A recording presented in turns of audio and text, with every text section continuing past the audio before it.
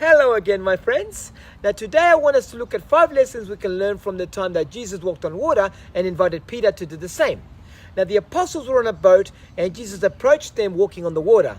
Now they thought he was a ghost, and reading on from Matthew chapter 14 verse 27, we read that Jesus spoke to them saying, "Take courage, it is I, do not be afraid." Peter said to him, "Lord, if it is you, command me to come out to you on the water." And he said, "Come." And Peter got out of the boat and walked on the water and came towards Jesus. But seeing the wind, he became frightened, and beginning to sink, he cried out, "Lord, save me." Jesus stretched out his hand and took a hold of him and said to him, "You of little faith, why did you doubt?" So what lessons can we learn from this? Well, the first lesson is obvious. Keep your eyes on Jesus. When troubles come our way, we are tempted to look at the storms and the troubles in our lives instead of keeping our eyes on Jesus.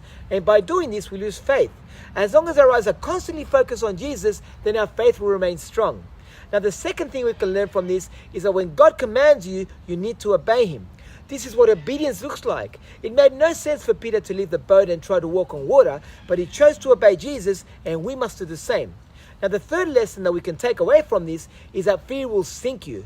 When Peter began to fear, he began to sink. Look at what the second book of Timothy says about fear in chapter 1 verse 7. "For God has not given us a spirit of fear, but of power and love and sound mind." If we put our whole lives in God's hands and trust in him, it is impossible for us to fear. The fourth thing to learn is that faith unleashes the supernatural. Peter would not have been able to walk on water unless he had trust and faith in Jesus. Yes, he obeyed Jesus when he told him to come onto the water with him, but without faith, Peter would have sunk like a rock.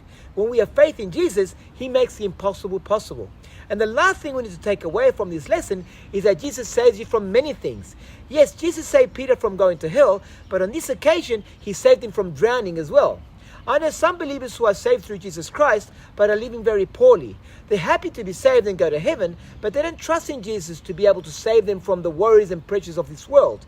Jesus taught us in John chapter 15 verse 7, "If you abide in me and my words abide in you, ask whatever you wish and it will be done for you." See, Jesus is telling us that whatever you need, just ask him. And if it is according to his will, he will give it to you. We shouldn't be content with just being saved and our salvation. We should be like Peter and walk into the storms in our lives with our eyes focused on Jesus and with faith that he will save us from all the troubles that we may face. God bless you all, my friends, and I pray that you continue to keep your eyes focused on Jesus so he can bless you each and every single day. Take care of yourselves, and goodbye.